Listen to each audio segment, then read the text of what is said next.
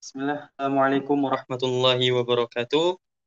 Alhamdulillah salatu wassalamu ala Rasulillah wa ala alihi wa sahbihi wa man wala. Rabbi shrah li sadri wa yassir li amri wa hlul 'uqdatam min lisani yafqahu qawli. Allahumma la sahla illa ma ja'altahu sahla wa anta taj'alul hazna idza syi'ta sahla. Amma ba'du. Segala puji kita panjatkan atas kehadirat Allah Subhanahu wa taala, atas rahmatnya serta limpahan nikmat telah dikaruniakan kepada kita semua, yang mana jika kita hendak menghitung nikmat tersebut, tentunya kita tidak akan dapat menghitung nikmatnya, namun kita wajib untuk mensyukuri segala nikmat yang telah Allah karuniakan kepada kita semua.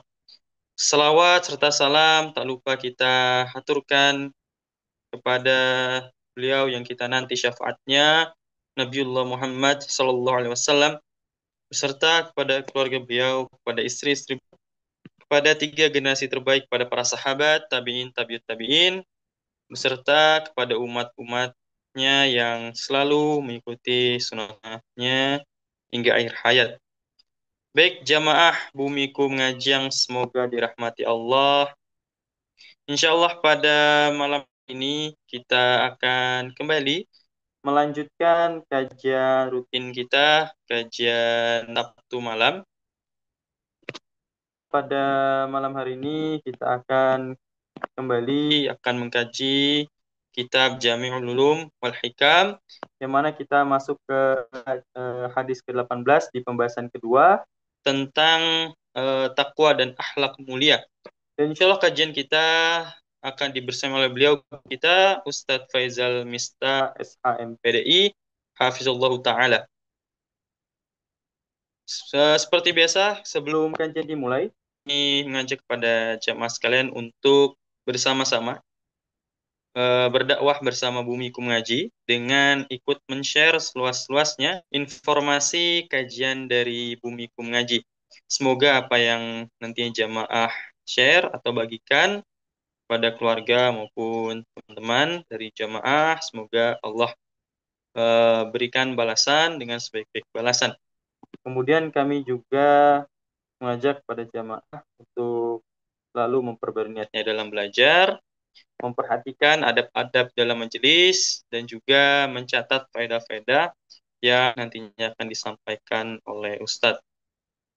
Kemudian kami informasikan kepada jamaah bahwasannya selepas materi yang akan disampaikan Ustadz, jika masih ada waktu, kita akan manfaatkan untuk sesi tanya jawab, sehingga kami persilakan kepada jamaah yang memiliki pertanyaan, nanti bisa diajukan secara langsung dengan raise hand terlebih dahulu, atau bisa menuliskan pertanyaannya di kolom chat.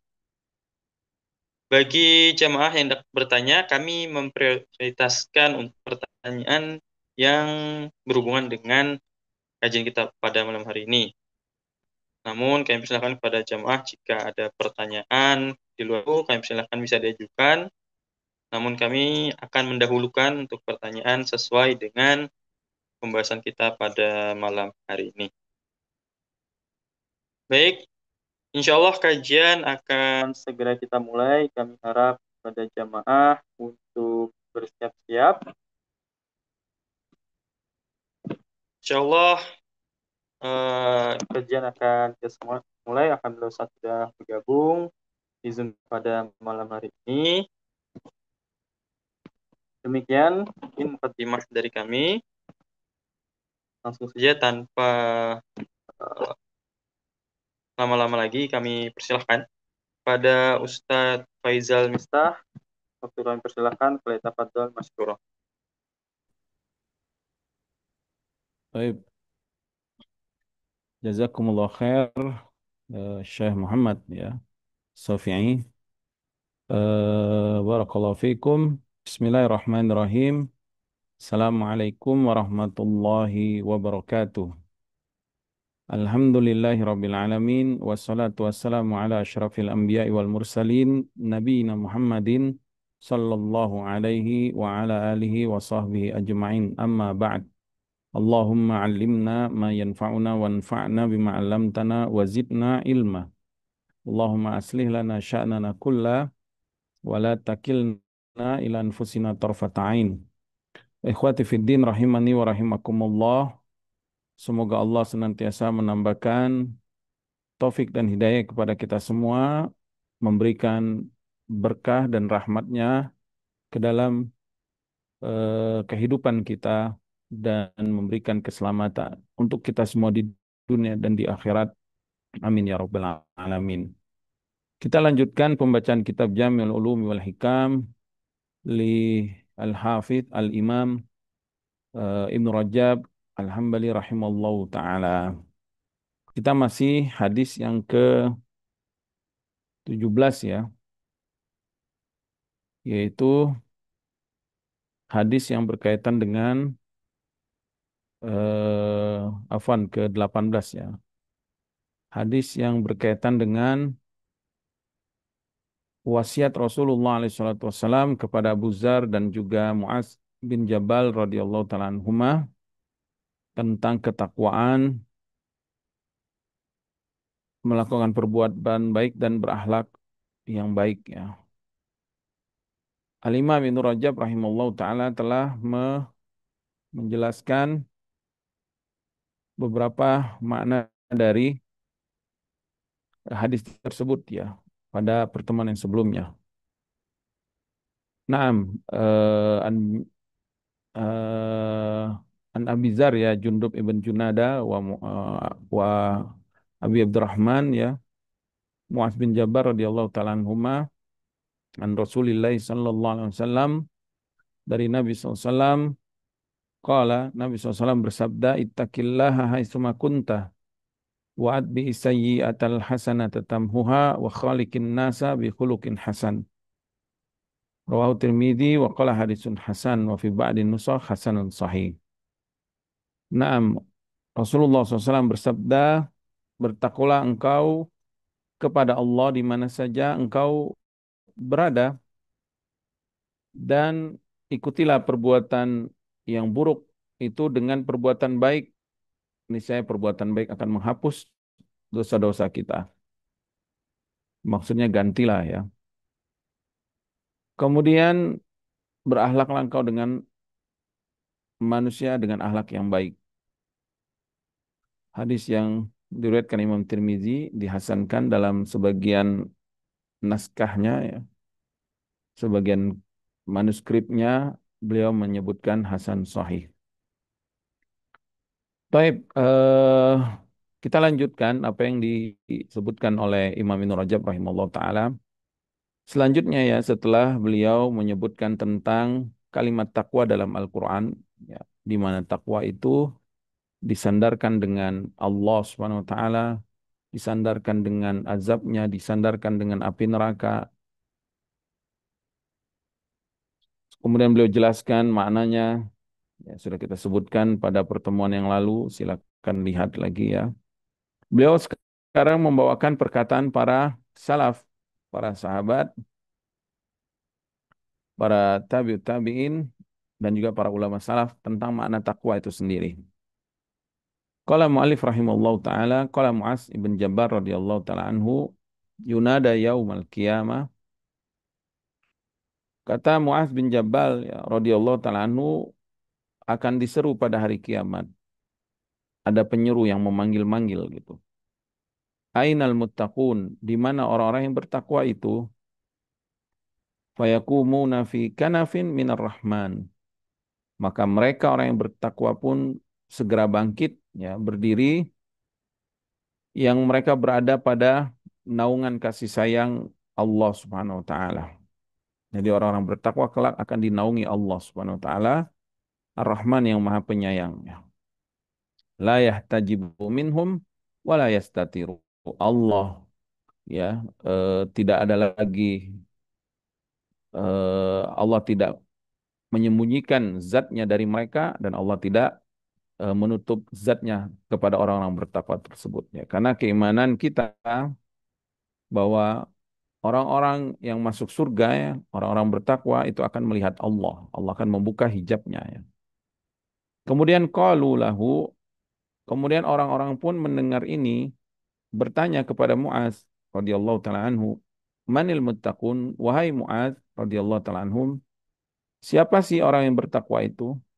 Maka sahabat Muaz bin Jabal radhiyallahu taala anhu pun mendefinisikan siapa itu kaum yang bertakwa yang dimaksud beliau yang akan mendapatkan naungan Allah yang akan melihat Allah Subhanahu wa taala pada hari kiamat nanti. Beliau mengatakan kaumun mereka adalah suatu kaum ittaqus syirka wa ibadatal authan yang takut berbuat syirik. Artinya dia meninggalkan perbuatan syirik, tidak melakukannya, takut mereka, takut diazab Allah. Wa ibadatal authan dan takut menyembah berhala-berhala. Enggak mau dia menyembah berhala, takut kepada Allah Subhanahu wa taala karena Allah melarangnya. Allah mengancam ya orang-orang yang mempersekutukan dan menyembah Tuhan-Tuhan selain Allah karena Allah siksa dengan siksaan yang sangat pedih. Maka mereka pun takut. Kemudian wa akhlasu lillahi bil ibadah. Mereka mengikhlaskan hanya kepada Allah ibadah-ibadah yang dilakukan. Jadi mereka beribadah benar-benar murni, memurnikan ibadahnya hanya kepada Allah, hanya untuk Allah, karena Allah dan berharap wajah Allah Subhanahu wa taala, berharap pahala dari Allah Subhanahu wa taala. Di sini Muaz bin Jabal radhiyallahu taala anhu mendefinisikan takwa adalah tauhid. Takwa itu adalah tauhid.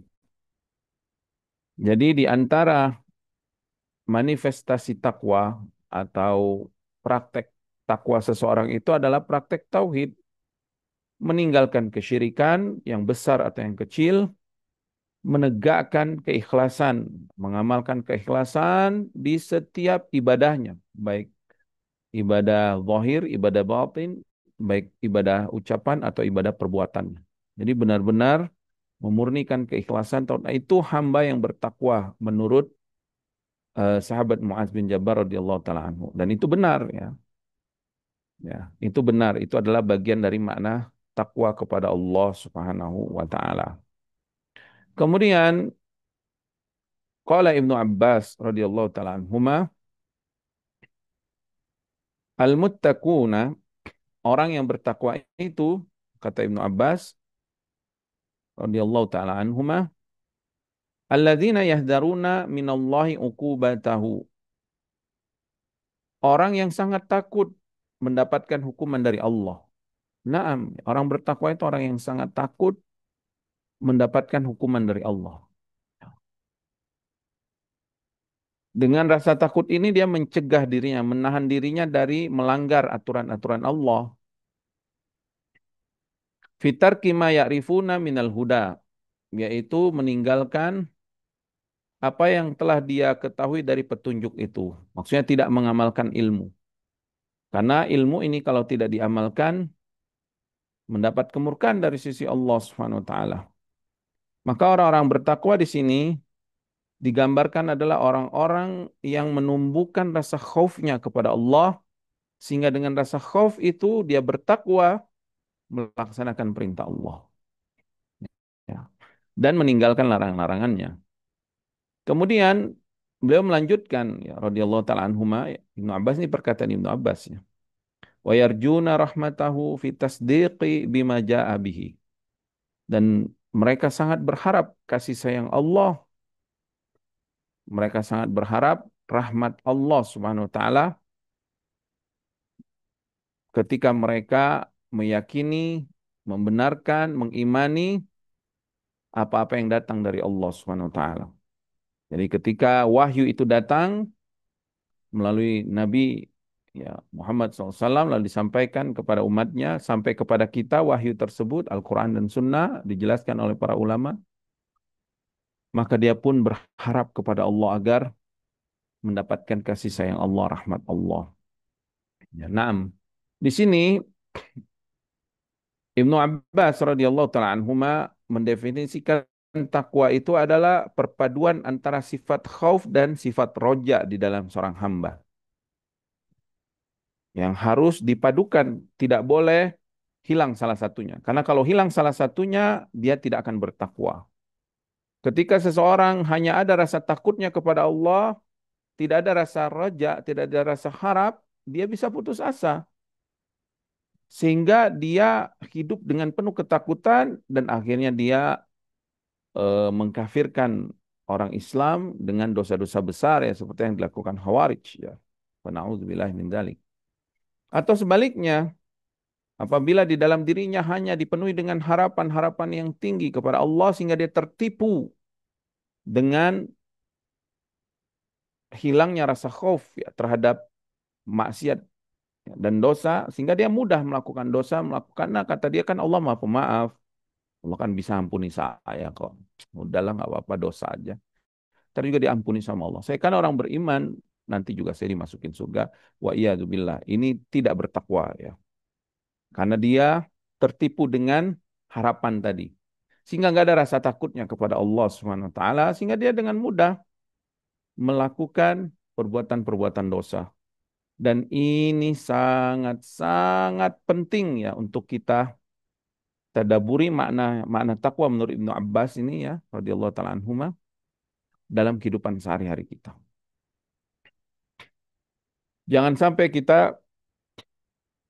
hati kita dipenuhi dengan rasa harap saja ya, tapi nggak ada takutnya sama Allah, sehingga dia mudah melakukan dosa.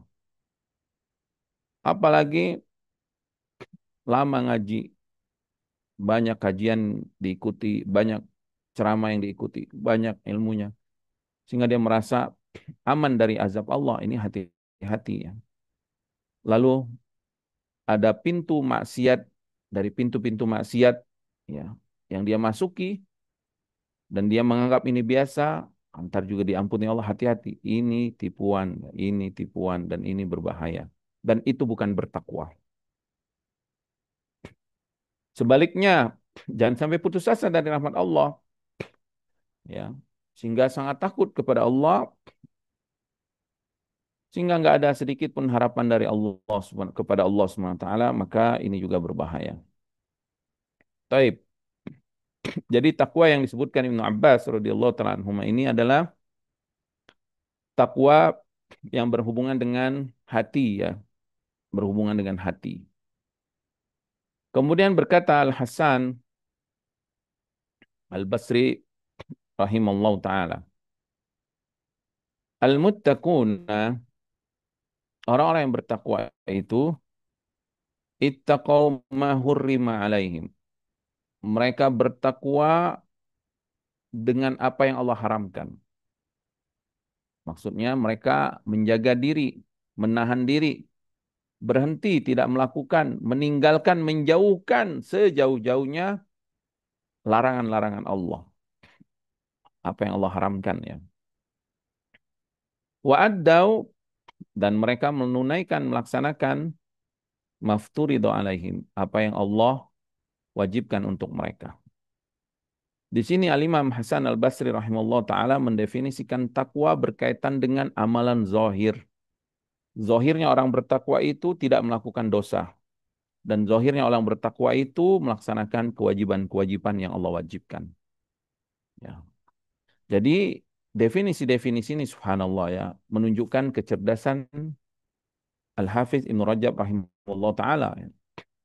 Dan sistematiknya pembahasan yang beliau sebutkannya. Beliau sebutkan makna takwa menurut para salaf. Beliau sebutkan dulu dari Al-Quran, kemudian sabda Nabi, kemudian perkataan para sahabat, ya Muaz dan Ibnu Abbas radhiyallahu taala anhum, ini kan para sahabat, kemudian para tabi'in, kemudian setelahnya atba'ut tabi'in dan seterusnya. Beliau bawakan perkataan-perkataan. Kemudian beliau beliau definisikan takwa secara bahasa, yaitu takwa itu kan engkau menjadikan suatu tameng penjagaan antara dirimu dan hukuman Allah. Jangan sampai engkau jatuh ke dalam azab Allah. Jadi engkau bikin tameng gitu, mikoyah, penjagaan. Apa penjagaan itu? Bentuknya mentaati perintah Allah, menjauhi larangannya. Itu kan. Kemudian beliau jelaskan beliau sampaikan riwayat-riwayat para salaf tentang makna takwa. Dari makna takwa itu adalah tauhid itu sendiri. Makna takwa itu adalah hati yang sempurna ya dalam beribadah kepada Allah dengan rasa takut dan rasa harap. Kemudian makna takwa juga disebutkan ini zahirnya, yaitu badannya ya, melaksanakan perintah dan menjauhi larangan. Kemudian berkata Umar Waqala Umar bin Abdul Aziz, berkata Umar bin Abdul Aziz,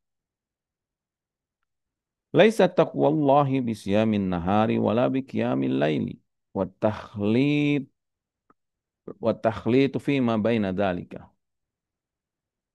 Bukanlah takwa itu hanya sekedar engkau melaksanakan puasa sunnah di siang hari atau sholat malam di malam hari, sholat tahajud ya, atau sholat witir di malam hari.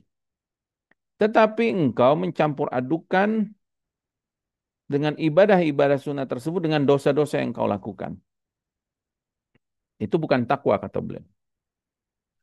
Walakin walakin taqwa. Walakin taqwallahi turika ma harramallahu wa ada'u maftaradallahu. Tapi kata beliau takwa sejati, sebenar-benarnya takwa adalah engkau meninggalkan apa yang Allah haramkan dan engkau menunaikan apa yang Allah wajibkan. Ini takwa baru. Jadi percuma kalau kita puasa sunnah tapi nggak sholat, itu bukan takwa. Atau dia sholat tahajud rajin, tapi dia suka makan riba, jual belinya dengan zolim, suka korupsi, itu bukan takwa namanya ya. Atau rajin, dia puasa, rajin melakukan ibadah-ibadah sunnah ya, menolong orang lain, tapi dia tidak menutup aurat, itu juga bukan takwa. Tapi takwa itu tunaikan dulu hak Allah, tunaikan dulu kewajiban-kewajiban, tinggalkan dosa-dosa besar ya, yaitu meninggalkan apa yang Allah haramkan, menunaikan apa yang Allah wajibkan, melaksanakan ibadah sholat 5 waktu, menunaikan puasa Ramadan, ya, menunaikan zakat yang wajib, ya, infak yang wajib, tunaikan itu semua dan tinggalkan dosa-dosa besar, itu takwa.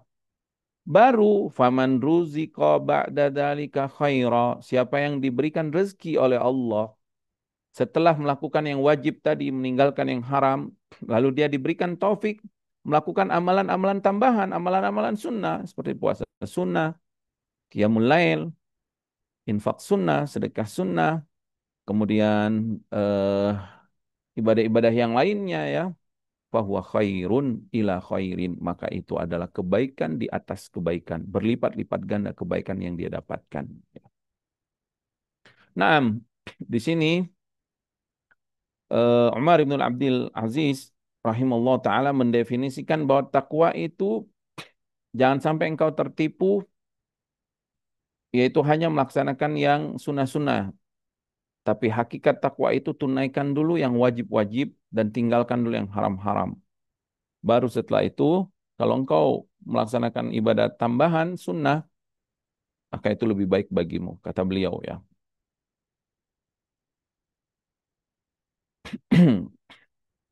Kemudian berkata Talaq ibn Habib rahimallahu taala ketika ditanya sif lana taqwa, sifatkan kepada kami apa itu takwa. Beliau menjawab, at-taqwa, takwa itu adalah an ta'mala bi ta'atillah ala nurim minallah tarju sawaballah. Engkau mengamalkan amalan dalam bentuk ketaatanmu kepada Allah. Jadi kita melaksanakan amalan itu bukan karena manusia, bukan karena orang lain, bukan karena ini dan itu, karena perintah Allah pencipta langit dan bumi, pencipta kita. Engkau menunaikan amalan itu sebagai bentuk ketaatanmu kepada Allah. Kemudian ketaatan itu ala nuri minallah, yang berdasarkan cahaya dari Allah. Maksudnya ilmu wahyu dari Allah, petunjuk dari Allah. Kayak kita sholat 5 waktu, kenapa kita lakukan? Karena Allah yang memerintahkannya dalam Al-Quran, dan Rasulullah Sallallahu Alaihi Wasallam diutus ke dunia ini untuk menyuruh manusia menunaikan ibadah tersebut. Maka ini takwa namanya, kalau kita laksanakan. Kemudian boleh kita berharap pahala dari Allah Subhanahu Wa Taala. Nah, karena Allah tempat bergantung, tempat meminta, tempat semua harapan kita. Kemudian Wa anta truka maksiatallahi ala nuri minallahi takhafu iqaballahi subhanahu wa ta'ala. Takwa adalah engkau meninggalkan maksiat kepada Allah berdasarkan wahyu dari Allah, cahaya dari Allah, maksiat-maksiat yang Allah perintahkan kita untuk menjauhinya, yang Allah larang kita untuk mengerjakannya. Allah ancam dengan ancaman azab, dengan ancaman azab yang pedih, yang menyakitkan. Allah melaknatnya, Allah memurkainya, Allah meninggalkannya, Allah tidak akan meridhoinya. Maka tinggalkan ini semua maksiat yang Allah larang tersebut. Kemudian kau takut dihukum Allah Subhanahu wa taala. Ini adalah takwa. Naam. Di sini At-Talq Ibn Habib rahimahullah taala mendefinisikan takwa eh, secara proporsional ya, mencakup lahir dan batin dan juga mencakup ilmu dan juga balasan dari ketakwaan itu sendiri atau buah dari ketakwaan. Beliau mendefinisikan takwa tentang ta'mal, amalan. Berarti amalan, takwa itu ada actionnya, ada bukti perbuatannya. Ya, ada bukti perbuatannya. Naam, takwa itu sumbernya di hati, ketakwaan kepada Allah. Tapi ada bukti dalam kehidupan sehari-harinya. Melaksanakan ketaatan. Kemudian takwa itu harus berdasarkan ilmu. Ketaatan itu berdasarkan dalil. Ya. Ilmu dari Allah Subhanahu wa taala, sunnah Rasulullah sallallahu alaihi wasallam. Bukan hanya angan-angan, bukan hanya ikut-ikutan, bukan hanya karena ini, karena itu, atau karena nenek moyang kita melakukannya, atau karena kebanyakan orang melakukannya, bukan. Tapi wahyu dari Allah. Kemudian takwa itu urusan hati juga, harapan. Ada harapan di sini. Kemudian meninggalkan maksiat, takut. Ya, takut terhadap hukuman Allah Subhanahu wa taala. Naam. Selanjutnya, Wan Abi Darda radhiyallahu taala anhu qala, dari Abu Darda yang semoga Allah meridhoinya, sahabat Nabi SAW ya. Dia berkata, tamamut taqwa, ini tentang kesempurnaan ketakwaan seorang hamba. Jadi Ibnu Rajab rahimahullah taala membawakan makna takwa dari sisi yang lain ya, yaitu tingkatan yang sempurna yang tinggi. Tamamut taqwa an yattaqiyallaha al-'abdu hatta yattaqiyahu min mithqali dzarratin. Kesempurnaan ketakwaan yaitu ketika seseorang hamba bertakwa kepada Allah sampai pada dia bertakwa walaupun pada perkara-perkara yang sangat kecil. Mithqala dzarrah itu dzarrah ya, seperti debu, partikel-partikel debu yang kecil. Jadi takwanya itu saking sempurnanya sampai pada perkara-perkara yang halus pun dia bertakwa. Itu maksudnya ya. Sampai perkara yang halus dia bertakwa, dia takut sama Allah. Hatta yatruka ba'dha ma yara annahu halalun khasyatan yakuna haraman. Sampai-sampai seorang hamba ini saking sempurna takwanya, dia meninggalkan sebagian perkara yang menurut dia ini halal. Sebenarnya perbuatan ini halal, tapi di situ masih ada kemungkinan keharamannya, sehingga dia takut an yakuna haraman, sehingga dia tinggalkan perbuatan itu. Atau simpelnya gini, orang yang analoginya aja ini ya, orang yang dia alergi misalkan dengan apa gitu, anggaplah alergi dengan udang ya.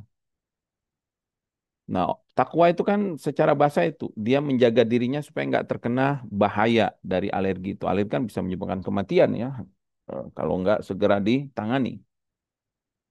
Jadi dia akan menjauhi itu udang, makan udang maksudnya. Ya atau udangnya juga dia jauhi ya.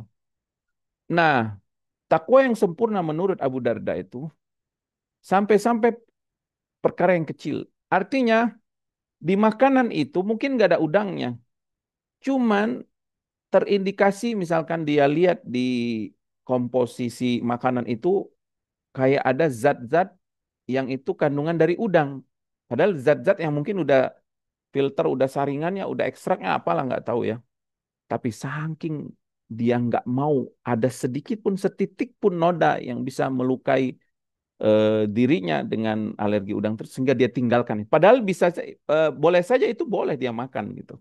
Padahal boleh saja dia makan dan itu nggak mempengaruhi, bisa jadi nggak mempengaruhi tubuhnya ya. Nah orang bertakwa itu seperti itu sempurna. Sampai-sampai misal dia dapat harta nih dari pekerjaannya, dari kantornya atau dari jual belinya. Saking takutnya dia, jangan-jangan nih harta ada yang haram sehingga dia nggak berani menggunakannya untuk kepentingan pribadinya. Ya, diambil yang sesuai haknya aja, misalkan gajinya pokoknya ini apa kan ada klausal itu akad perjanjian kan, saya gaji segini, terus tiba-tiba ada uang lebih karena dia takut jangan-jangan nih uang lebih ini nggak halal, padahal bisa jadi itu halal, dia dia keluarkan uang itu, dia berikan buat orang lain, nggak dia gunakan. Itu orang bertakwa. Bahkan ya sampai gaji yang sudah pasti, yang sudah halal pun, khawatir ada hak orang lain ini, dia sedekahkan, dia infakkan. Ini orang bertakwa ya. Yakunu hijaban bainahu bainal haram. Dia jadikan sifat takwanya itu sebagai hijab, penghalang antara dirinya dan antara yang diharamkan Allah Subhanahu wa taala. Subhanallah ya. Ini sifat wara ya, sifat wara yang sudah pernah kita bahas dalam hadis keberapa? Hadis ke-12 kalau nggak salah ya, min husnil islamil mar'i tarkuh ma la ya'nihi. Tentang orang dan juga yang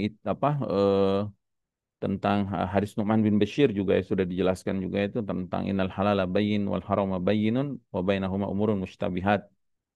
Faman ittaqa syubhat faqad istabra'a lidinihi wa irdihi. Ya. Halal itu sudah jelas, haram itu sudah jelas, di antaranya ada perkara-perkara syubhat. Siapa yang meninggalkan atau takut jatuh ke dalam syubhat, sungguh dia sudah menjaga kehormatan dan agamanya. Itu dia takut. Ya. Ini warok ya. Warok itu kan tarku matakhafu dararahu fil akhirah. Ya, sebagaimana disebutkan Ibnu Taimiyah rahimahullah taala dan juga Syekh Utsaimin rahimahullah taala menyebutkan bahwa warok itu engkau meninggalkan sesuatu yang berbahaya di akhiratmu. Kalau engkau lakukan ini, akhiratmu akan berbahaya, memberikan mudarat untuk negeri akhiratmu. Itu warok. Kalau zuhud tahapannya lebih lebih tinggi lagi ya, yaitu tarku ma la yanfa'u fil akhirah. Taib. Subhanallah, ini makna takwa yang disebutkan oleh Abu Darda radhiyallahu taala anhu ya. Kemudian dibawakan ayat Al-Qur'an yang berkaitan dengan takwa ini. Fa innallaha qad bayyana lil ibadi alladhi yusayyiruhum ilaihi. Karena Allah sudah menjelaskan kepada hamba-hambanya bahwasanya Allah akan mengembalikan segala apa yang hambanya lakukan itu kepada diri hamba itu sendiri. Ya. Allah berfirman, "Faman ya'mal mithqala dzarratin khairan yarah, wa man ya'mal mithqala dzarratin syarra yarah." Siapa yang melakukan perbuatan sebesar zarrah kebaikan itu akan dia lihat hasilnya nanti, dan siapa yang melakukan perbuatan buruk sebesar zarrah dia akan lihat nanti hasilnya. Sesuai yang disebutkan oleh Abu Darda. Jadi orang takwa itu sampai-sampai hal yang kecil, yang sangat halus, sebesar zarrah pun dia bertakwa kepada Allah. Karena dia yakin perbuatannya ini nanti akan dia lihat, akan ditampakkan Allah Subhanahu wa taala. Kemudian beliau melanjutkan fala tahqiranna syai'an minal khairi an taf'alahu. Maka dari itu jangan pernah engkau meremehkan kebaikan sedikit pun untuk engkau kerjakan. Jadi jangan pernah kita remehkan. Billahi ya. Jangan pernah meremehkan sedikit pun perbuatan baik. Ya, lakukan. Karena kita akan lihat nanti Allah akan wakuli malu kata Allah. Bekerjalah kamu, beramallah kamu. Ya, fasarallahu amalakum wa rasuluhu wallazina amanu. Allah akan melihat amalanmu itu. Rasulnya dan orang-orang beriman. Kemudian dalam ayat lain Allah menyebutkan innallaha la yudhi'u ajral mu'minin. Allah tidak akan menyia-nyiakan balasan pahala orang-orang yang beriman. Dalam ayat lain, ajrul muhsinin. Balasan pahala orang yang berbuat baik. Maka jangan diremehkan perbuatan yang baik walaupun itu kecil ya. Wala syai'an minasyari an tanqiyahu au tattaqiyahu ya. Dan jangan pernah juga engkau remehkan perbuatan yang buruk walaupun itu kecil untuk engkau tinggalkan. Tapi selanjutnya waqala Al-Hasan rahimallahu taala mazalatit taqwa bil muttaqin hatta taraku katsiran minal halali makhafatal haram. Senantiasa ketakwaan itu akan selalu ada pada orang yang bertakwa. Sampai-sampai karena seringnya orang bertakwa ini mengamalkan takwanya dalam kehidupan sehari-harinya. Saking dia takut kepada Allah. Saking dia benar-benar menjaga ketakwaannya. Sehingga dia pun meninggalkan banyak perkara-perkara yang halal. Padahal perkara ini halal. Makhafatal haram. Tapi kenapa dia tinggalkan? Dia khawatir jangan-jangan ini sebenarnya dilarang oleh Allah Subhanahu wa taala. Wa qala Tsauri rahimallahu taala innama summu muttaqina li'annahum ittaqo ma la yuttaqo. Kenapa mereka disebut orang bertakwa itu muttaqin? Karena mereka menjaga menjaga diri ya, dari apa yang memberikan bahaya untuk dirinya, yaitu apa yang diharamkan Allah ya, dan juga melaksanakan ketaatan kepada Allah. Dari apa-apa yang banyak orang nggak menjaga itu. Makanya mereka disebut muttaqin. Ya tadi secara bahasa kan takwa itu membuat tameng, membuat perisai antara diri kita dan apa-apa yang membahayakan diri kita. Jadi dia disebut bertakwa begitu. Di saat orang lain nggak menjaga dirinya, maka dia menjaga dirinya. Dengan apa? Melaksanakan perintah Allah, menjauhi larangannya. Ya. Wa qala Musa ibnu A'yan, rahimallahu ta'ala, al-muttaquna tanadzahu an asya'i minal halal, makhafata an yaqa'u fil haram, fasammahumullahu muttaqin. Orang-orang yang bertakwa tersebut, mereka menjauhkan diri mereka dari sesuatu yang halal. Padahal halal ya. Kenapa mereka jauhkan itu? Makhafata. Mereka takut jangan-jangan mereka jatuh ke dalam perkara-perkara yang haram. Makanya mereka Allah namai dengan orang-orang yang bertakwa. Ya. Waqad sabaqa hadis. Sudah disebutkan hadis yang lalu, kata beliau, kata Ibnu Rajab rahimahullah ta'ala.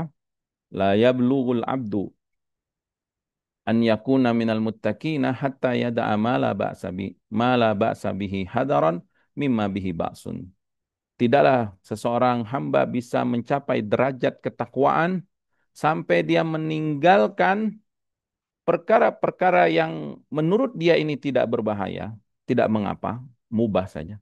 Tapi dia tinggalkan khawatir jatuh kepada perkara-perkara yang diharamkan. Ya.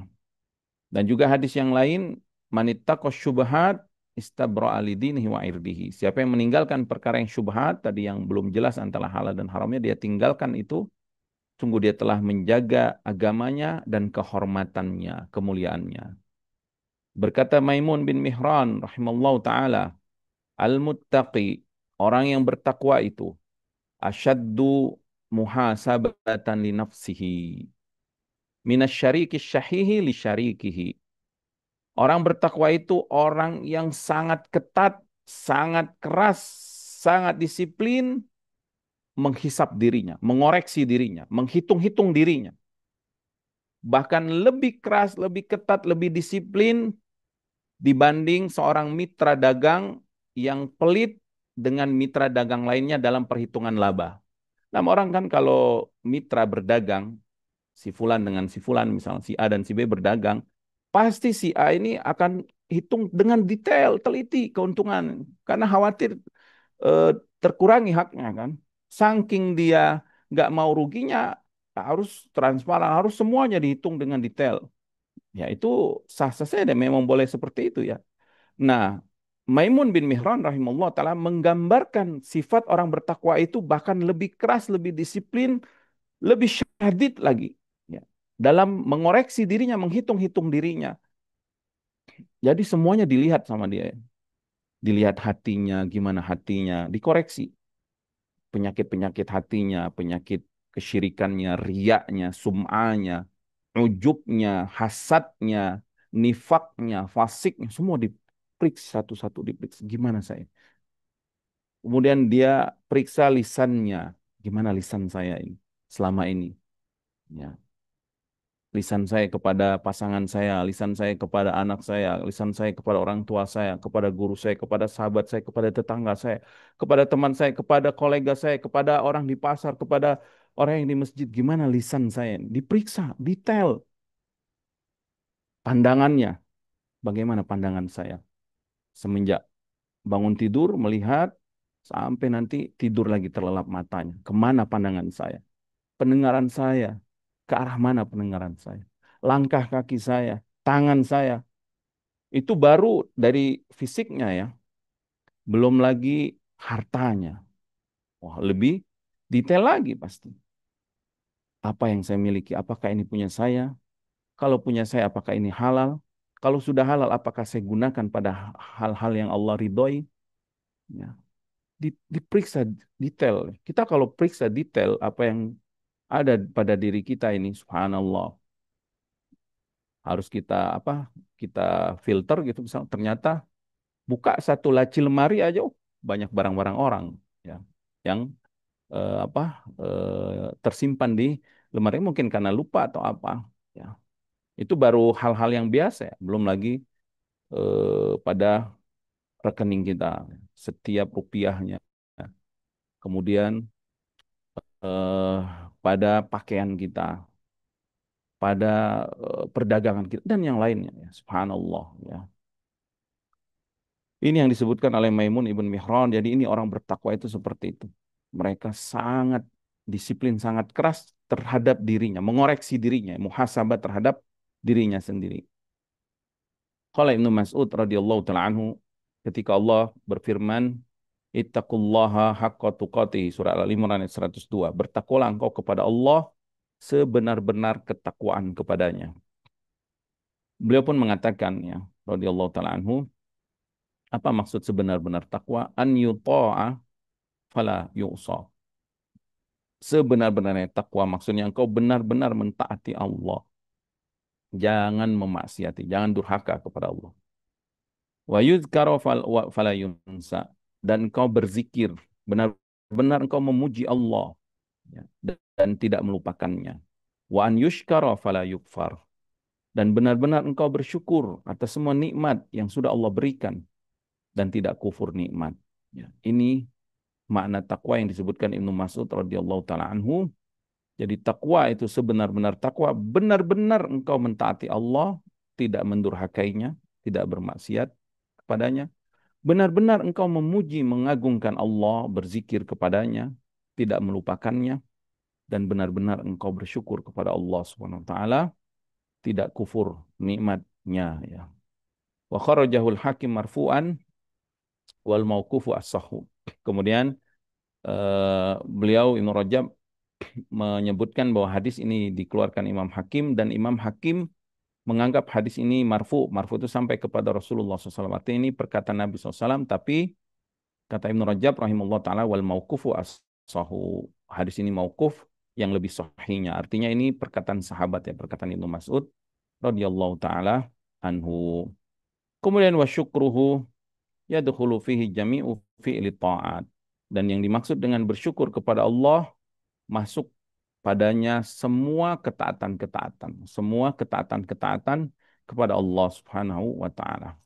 Wa makna dzikrihi fala yunsa au dzikruhu fala yunsa, adapun makna mengingat Allah jangan dilupakan, tidak melupakan Allah, maksudnya dzikrul abdi biqalbihi li awamirillahi fi harakatihi wa sakanatihi wa kalimatihi fayamtathilaha walinawahihi fi dzalika kullihi fayajtanibaha, yaitu seorang hamba mengingat Allah dengan hatinya, yaitu mengingat perintah-perintah Allah, nggak cuma zikir lisan, ya, tapi di hatinya itu perintah-perintah Allah itu bersemayam.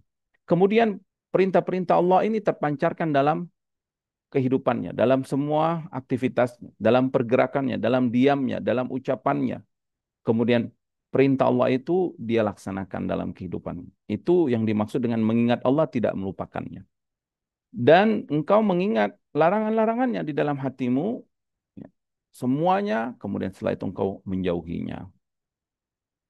Kemudian Imam Ibn Rajab rahimahullah ta'ala melanjutkan masih definisi takwa dari sisi lainnya. Apa yang disebutkan oleh para salafus saleh. Beliau mengatakan waqad yaghlibu isti'malu taqwa waqad yaghlibu isti'malu taqwa ala jittinabil muharramati kama qala Abu Hurairah wa su'ila anit taqwa. Dan terkadang kebanyakan kalimat takwa itu digunakan untuk menjauhi yang diharamkan Allah. Terkadang kalimat takwa itu digunakan untuk menjauhi apa yang dilarang Allah, apa yang diharamkan Allah. Jadi maksudnya ittaqillaha, maksudnya jauhi larangan Allah. Jadi kalau kita melihat ada orang yang melakukan dosa, misal kita ingatkan ittaqillaha, takutlah engkau kepada Allah, jauhi maksudnya dosa itu ya. Kalau Abu Hurairah radhiyallahu taala anhu ketika dia ditanya tentang takwa dia mengatakan beliau memberikan pengajaran yang sangat bagus ya ketika mendefinisikan takwa. Kata beliau, hal akhadta tariqan dza syaukin, apakah engkau akan melewati jalan yang banyak durinya? Qala na'am, iya kami akan. Atau apakah engkau pernah melewati jalan yang banyak durinya? Qala na'am, iya kami pernah melewati jalan yang banyak durinya. Kemudian Abu Hurairah radhiyallahu taala anhu bertanya, "Fa kaifa sana'ta?" Lalu apa yang kalian lakukan ketika melihat jalan itu banyak duri? Qala, lalu yang bertanya ini pun menjawab, "Idza ra'aitu syauka adaltu anhu." Kalau aku melihat di jalan ada duri, ya aku akan menjauhinya. Au jawaztuhu, atau aku akan menghindarinya. Au qasortu anhu, atau aku akan berhenti tidak melewati jalan itu. Artinya aku nggak akan terjun ke duri itu. Kemudian Abu Hurairah radhiyallahu taala anhu pun mengatakan zakat takwa. Seperti itulah takwa itu. Ya. Subhanallah ya.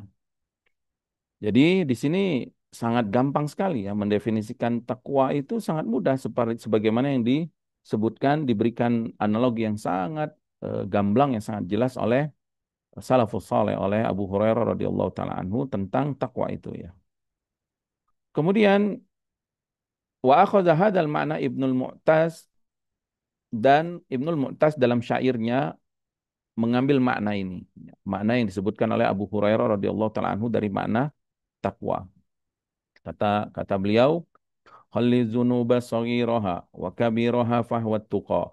Wasna kamashin fawqa ar. Bisyauqi yahdaru ma yara. La tahkiranna saghiratan innal jibala minal hasa." Artinya tinggalkan dosa itu, baik yang kecil atau yang besar, itulah makna takwa.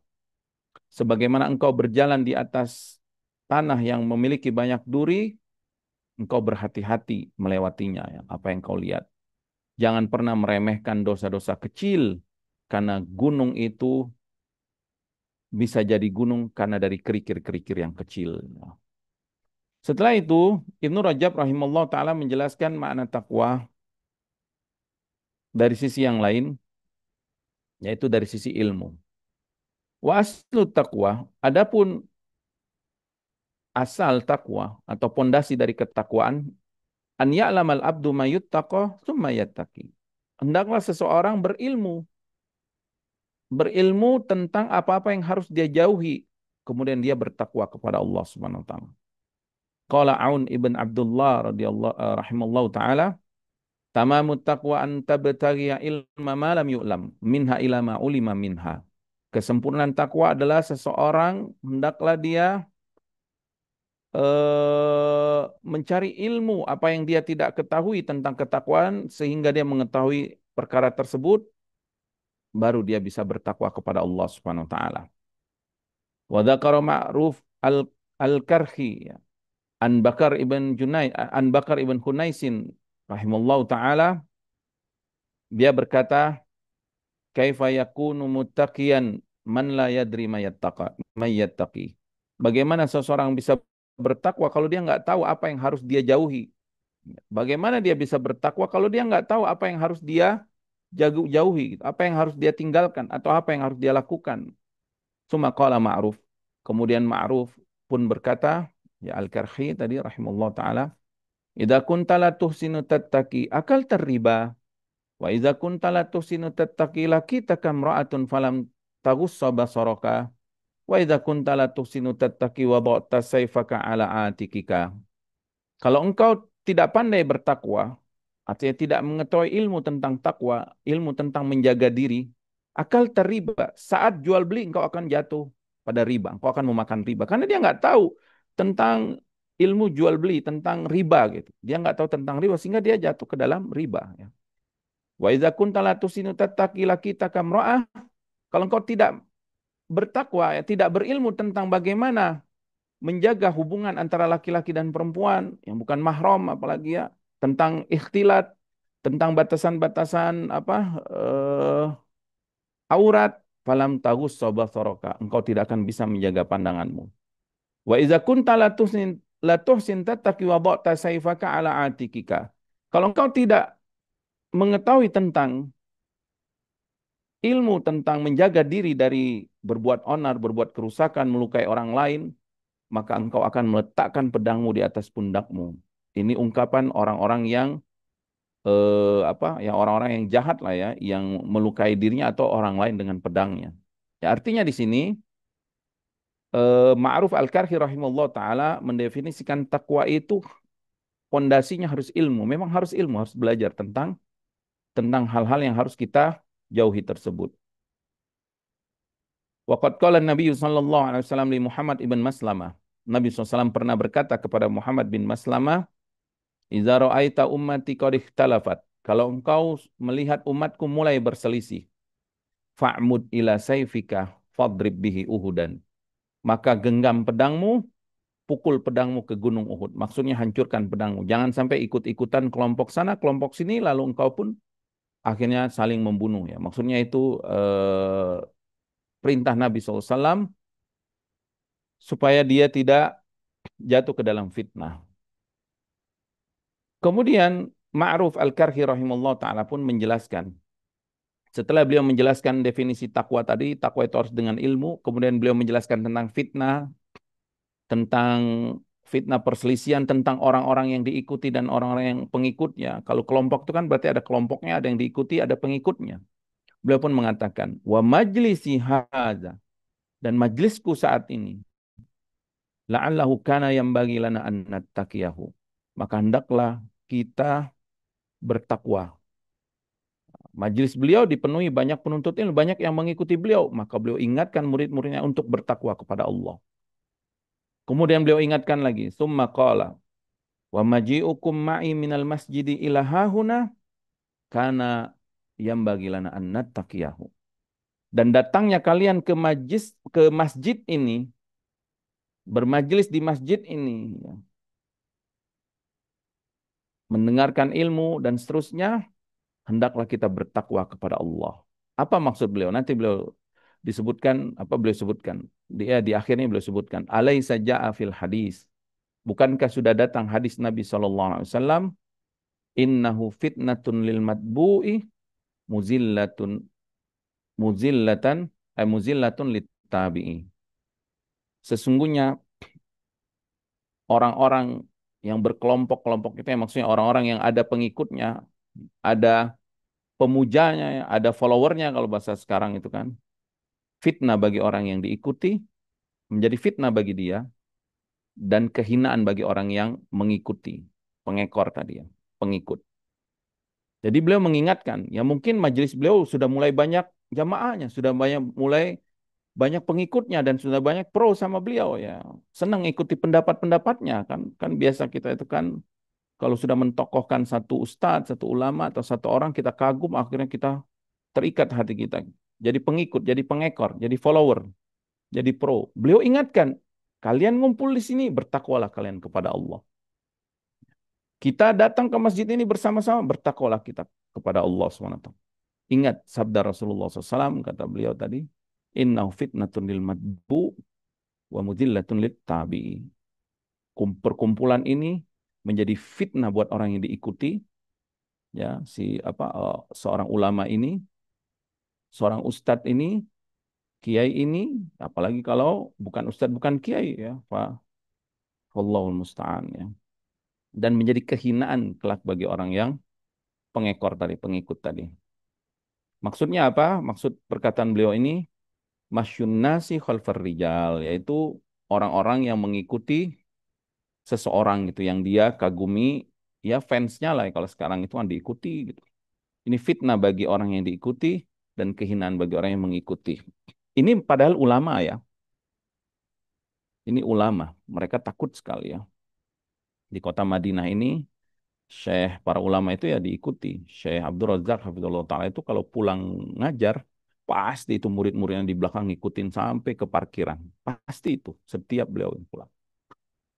Nah, beliau ingatkan ini. Beliau ingatkan untuk bertakwa. Ya, Ma'ruf Al-Karhi rahimahullah ta'ala ingatkan untuk bertakwa. Ya. Naam.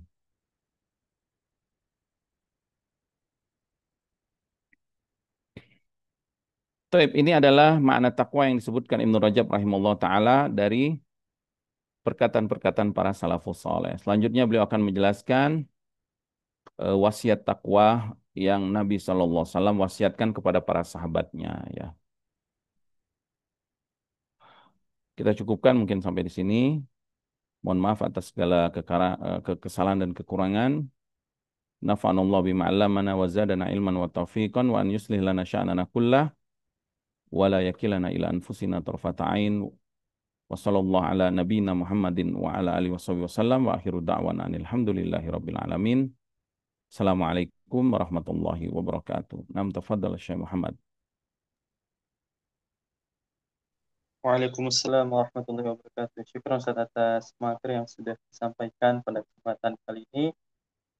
Insyaallah kita akan dengan sesi tanya jawab.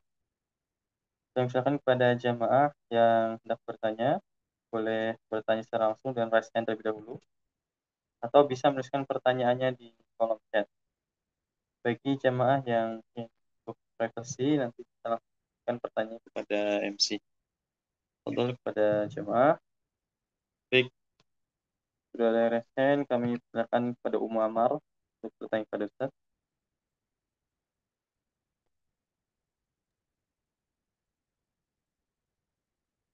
Silakan, Umu Amar. Iya, jazakumullahu khairan khas. Assalamualaikum warahmatullahi wabarakatuh, Ustaz. Waalaikumsalam warahmatullahi Jazakumullah wabarakatuh. atas penjelasan Ustaz tentang takwa ini. Eh, Betapa menakjubkan cerita atau kisah dari yang sudah Ustaz jelaskan. Dan terbetik di sana, Ustaz, pertanyaan ketika kekhawatiran itu misalnya eh, kapan dikatakan berlebihan. Misalnya tadi dikatakan contoh, gaji saja yang dia terima misalnya setiap bulannya itu karena khawatir mungkin akhirnya bisa dia berikan kepada yang lain. Padahal kalau secara logika itu adalah hasil pekerjaannya. Walaupun pastinya tahu mungkin ada hal-hal yang menyebabkan ketidakhalalan di dalam gaji yang diterima itu. Nah, bagaimana kita bisa menyikapi Ustadz sehingga tidak dikatakan khawatir berlebih-lebihan? Karena takut juga terjatuh pada eh, mindset yang salah, Ustaz. Jazakumullah khairan atas penjelasan Ustaz. Baik, wa jazakumullah khair barakallahu fikum. Kita kembalikan kepada definisi yang terakhir yang disebutkan oleh Ibnu Rajab rahimahullah taala tadi yang membawakan perkataan Ma'mun Al-Karhi rahimahullah taala bahwa takwa itu aslu takwa, pondasi dari ketakwaan itu adalah ilmu. Jadi standarnya cahayanya adalah ilmu, sebagaimana disebutkan oleh Talq Ibn Habib rahimahullah taala.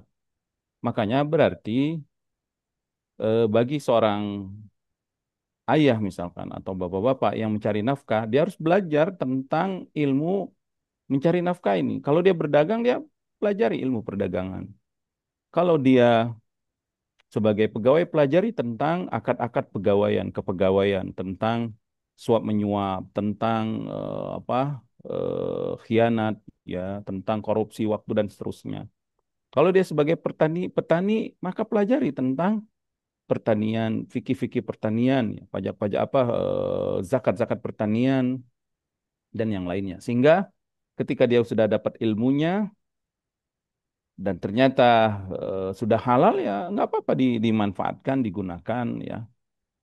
Jadi standarnya tadi adalah ilmu, sehingga tidak jatuh ke dalam was-was atau rasa takut yang tidak berdasarkan ilmu tadi ya. Itu maksudnya mungkin ya. Insya Allah kalau dia berilmu itu akan tenang, karena ilmu itu membawa kepada keyakinan, membawa kepada tumaknina, ketenangan ya. Dan kemudian setelah dia berilmu ya, orang yang bertakwa tadi dia takut ya hartanya ini sudah halal misalkan. Tapi dia takut dihisap oleh Allah Subhanahu wa taala ya dengan hisap yang susah. Maka dia manfaatkan untuk keperluan diri dan keluarganya secukupnya, dia qanaah, dia zuhud, sisanya ya dia berikan selapang-lapangnya untuk orang lain. Dahulu sahabat Tolha radhiyallahu taala anhu, Tolha bin Ubaidillah radhiyallahu taala anhu ya, salah satu sahabat ahli surga. 10 sahabat yang Nabi kabarkan ahli surga salah satunya Tolha, dan termasuk sahabat yang kaya raya ya. Quraisy, beliau adalah Quraisy, sabiqunal awwalun minal muhajirin, dan beliau juga orang yang sangat berjasa dalam peperangan Uhud khususnya. Di saat yang lainnya jauh dari Rasulullah SAW, sahabat Tolha berada di samping Rasulullah SAW membela Nabi SAW. Suatu malam dia pernah mendapatkan uang 700.000 dirham. 700.000 dirham. Dan uang para sahabat itu halal ya. Halal ya. Pasti karena mereka berilmu dan mereka warok ya. Halal itu. 700.000 dirham. 700.000 dirham itu berapa miliar sekarang itu. Satu dirham itu berapa perak gitu.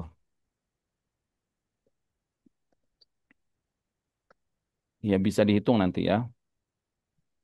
Kemudian di malam hari dia gelisah, nggak bisa tidur. Uring-uringan. Istrinya melihat dia gelisah, bertanya, ada apa wahai suamiku, wahai Aba Muhammad? Ya. Kunyanya adalah Abu Muhammad radhiyallahu taala anhu. Kenapa engkau uring-uringan? Terus dia mengatakan, bagaimana pendapatmu seorang hamba bisa tidur tenang dengan robnya, sedangkan di rumahnya ada 700.000 dirham. Subhanallah.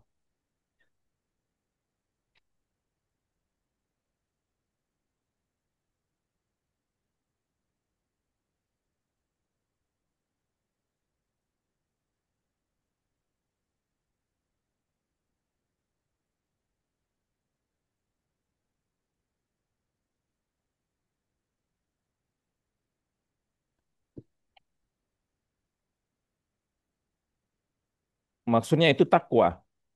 Itu salafus soleh.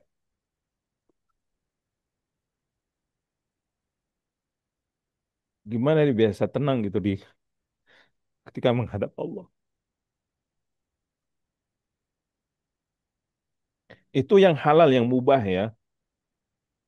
Gimana dia bisa tenang gitu.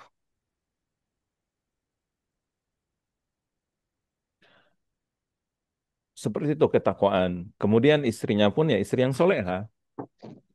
Istri yang soleha. Kalau begitu suamiku, kata istrinya, mudah saja. Subhanallah, ini istri yang soleha. Yang penting kita suami istri itu visinya akhirat semuanya ya. Biar saling mendukung. Kata istrinya, kalau begitu suamiku, kumpulkan teman-temanmu, sahabat-sahabatmu, teman-teman seperjuanganmu ya, sahabat-sahabatmu, para sahabat muhajirin dan ansor. Kumpulin. Kita bagi-bagiin uang ini. Subhanallah. Malam itu akhirnya dia bikin itu nampan-nampan isinya uang dirham. Satu nampan itu 1.000 dirham. Jadi kurang lebih 700 ya 700.000 dirham kan lumayan banyak itu ya. Kemudian setelah itu sampai dibagiin sampai Ali bin Abi Thalib radhiyallahu taala anhu mendapatkan uang itu. Lalu istrinya pun akhirnya mulai menyentil suaminya, dia Abu Muhammad, mana bagian kita? Ya Ummu Muhammad, kenapa nggak dari tadi katanya? Coba cepet, masih ada sisa nggak? Ini diambil. Terakhir dia dapatlah 1.000 dirham untuk dia dan keluarganya. Sisanya 699.000 tadi dia infakkan di jalan Allah untuk sahabat-sahabat yang lain yang membutuhkan ya. Eh, Kisah ini yang kita ambil pelajaran tentang sifat takwa para sahabat. Bagaimana muraqabah mereka, merasa diawasi Allah dan hati mereka itu sudah sangat di akhirat. Seakan-akan dia sudah di hadapan Allah. Bagaimana nanti Allah akan bertanya kepadanya tentang harta-harta ini. Sehingga dia nggak bisa tidur, gitu. Kalau kita kan nggak bisa tidur karena sakit ya, karena hutang atau karena yang lainnya. Karena sallallahu alaihi wasallam. Jadi standarnya adalah ilmu, kemudian setelah ilmu itu, dengan ilmu dia bisa bertakwa kepada Allah. Nah, wallahu ta'ala alam. Oh ya, kisah Tolha tadi ada di kitab Imam Zahabi, Syiar Alam Nubala ya. Iya Ustadz, jazakumullahu khairan Ustadz. Terkait Nah, dengan pertanyaan yang barusan Ustadz, misalnya ketakwaan untuk seorang pemimpin dalam keluarga Ustadz, nah, eh, laki-laki yang terkena dayuts, nah, kalau tadi diindikasikan dengan ilmu Ustadz, bagaimana bila ilmunya masih jauh, kemudian akhirnya ada kemaksiatan yang terjadi di dalam rumah.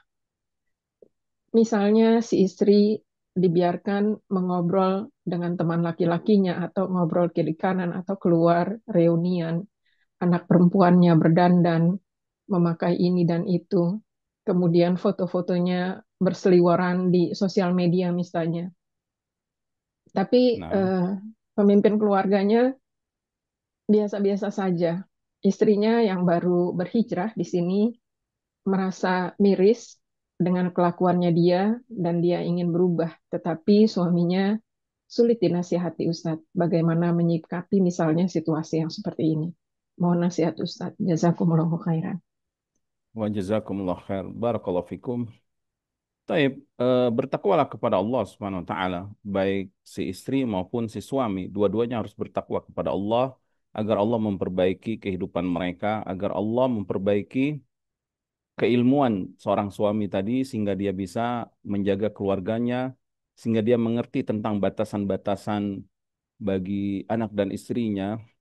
Wallahu alam ya. Kayaknya secara naluri kemanusiaan saja atau mungkin sudah hilang naluri kemanusiaan kita. Laki-laki tuh nggak akan ridho kalau istrinya, anak perempuannya, ibunya, saudari perempuannya, pokoknya nggak akan ridho kalau itu tuh berhubungan dengan orang lain ya. Naluri kayaknya naluri laki-laki seperti itu. Kalau sudah hilang naluri itu ya mungkin karena lingkungan atau karena kejahilan dan yang lainnya, maka hendaklah dia bertakwa kepada Allah dan hendaklah istri tersebut terus berdoa kepada Allah, memohon kepada Allah, ya, sembari terus menasihati suami dengan sabar ya, untuk menuntut ilmu, untuk belajar menuntut ilmu dan berusaha mengajak keluarganya untuk mengamalkan ilmu tersebut sehingga mereka menjadi hamba-hamba yang bertakwa kepada Allah Subhanahu wa taala. Wallahu taala alam. Nah.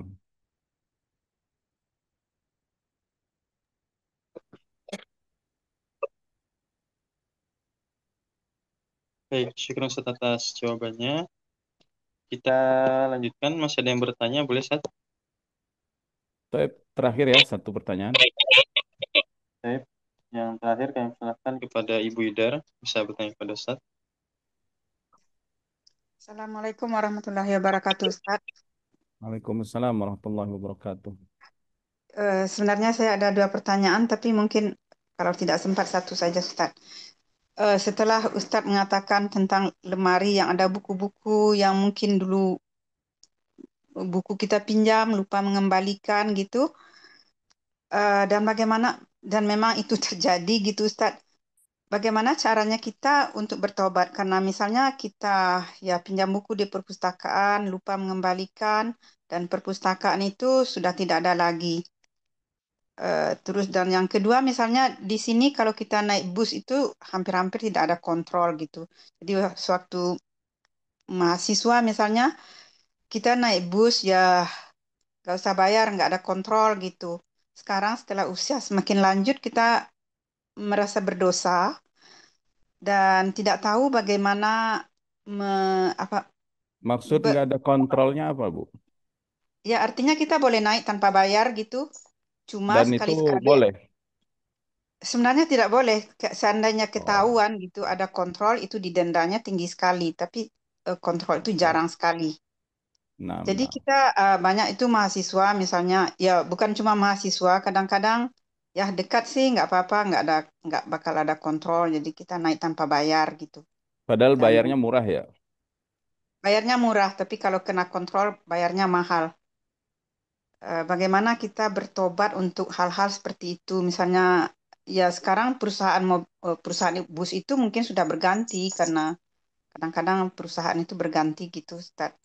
Dan Nah, barakallahu fikum. bagaimana bagaimana menghilangkan dosanya gitu Ustaz. Terima Barakallahu kasih. fikum. Sebagaimana Rasulullah SAW sebutkan dalam hadis ini ya, wa'ad bi'is sayyi'atal hasanata tamhuha. Dan gantilah perbuatan buruk itu dengan perbuatan yang baik. Baik, semoga perbuatan baik itu menghapus perbuatan buruk kita. Ya, artinya kalau kita pernah berbuat buruk dalam masalah harta, maka banyak-banyaklah berbuat baik dengan harta kita. Dengan zakat, dengan infak, dengan sedekah, dengan wakaf, dan yang lainnya. Perbanyak itu. Mudah-mudahan amalan-amalan dari harta tersebut mengapusi atau menghapusi kesalahan-kesalahan dosa-dosa atas kezoliman kita dalam harta dahulu kala itu ya. Wallahu taala alam. Boleh Mungkin itu pertanyaan yang kedua bisa. Ustaz? Boleh pertanyaan kedua Ustaz? Enam, enam. Begini, seorang wanita mewarisi dari suaminya yang sudah meninggal, tetapi waktu suaminya hidup, eh, suaminya tidak membayar zakat. Apakah si istri sekarang harus membayar zakat suaminya yang telah meninggal itu dari harta yang diterimanya? Begitu Ustaz. Terima kasih banyak Ustaz. Barakallahu fikum. Hukum asalnya zakat itu diwajibkan bagi orang yang terpenuhi syarat-syaratnya ya. Di antaranya syaratnya itu hartanya milik dia, kepemilikan sempurna dan juga sampai nisab dan sampai 1 tahun kalau berkaitan dengan zakat mal. Maka kewajiban itu jatuh pada suami tersebut. Ketika dia tidak menunaikan zakat, itu dilihat kenapa dia tidak menunaikannya. Kalau dia tidak menunaikannya karena tidak meyakini kewajiban, ini bahaya. Tapi kalau dia tidak menunaikannya karena maksiat, mudah-mudahan itu dosa besar ya. Ya maksudnya bukan tidak sampai mengeluarkan dia dari Islam karena kemalasan atau yang lainnya, tapi itu dosa besar karena dia meninggalkan perkara yang diwajibkan ya, rukun Islam lagi.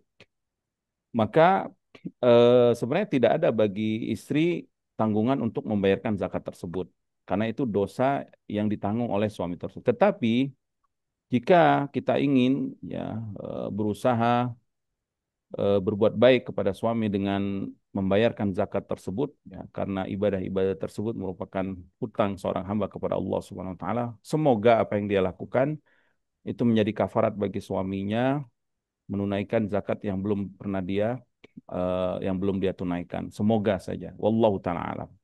Nah, Jazakallah khairan Ustaz. jazakumullah khair, barakallahu fikum. Saya mohon maaf kalau ada kesalahan, kekurangan, kebenaran dari Allah Subhanahu wa taala. Wassallallahu ala nabiyina Muhammadin wa ala alihi wasallam. Subhanakallahumma bihamdika asyhadu an la ilaha illa anta astaghfiruka wa atubu ilaik. Assalamualaikum warahmatullahi wabarakatuh. Nah, Waalaikumsalam warahmatullahi wabarakatuh. Jazakumullah khairan Ustaz atas materi yang sudah disampaikan serta jawaban dari pertanyaan yang sudah disampaikan oleh para jamaah. Kami ucapkan jazakumullah khairan pada jamaah yang sudah hadir di kajian rutin kita pada kesempatan kali ini. Eh, serta pada jamaah yang mungkin mengikuti siaran ulang di channel itu Publikum Mengaji. Semoga apa yang sudah saya sampaikan tadi bisa menambahkan ketakwaan pada diri kita, serta menambahkan khazanah keilmuan pada diri kita, sehingga bisa kita amalkan dalam kehidupan sehari-hari, dan bisa kita bagikan kepada orang-orang di sekitar kita. Baik, mari kita tutup bersama kajian pada ini dengan Fathul Majlis. Baik, kami selaku panitia dari Bumi Mengaji mengucapkan permohonan maaf jika terdapat kekurangan dalam penyelenggaraan kajian pada malam hari ini. Kami pamit undur diri. Wassalamualaikum warahmatullahi wabarakatuh. wa ala alihi wasallam. Wassalamualaikum warahmatullahi wabarakatuh. Yang silakan kepada jemaah Waalaikumsalam boleh warahmatullahi wabarakatuh. Terima kasih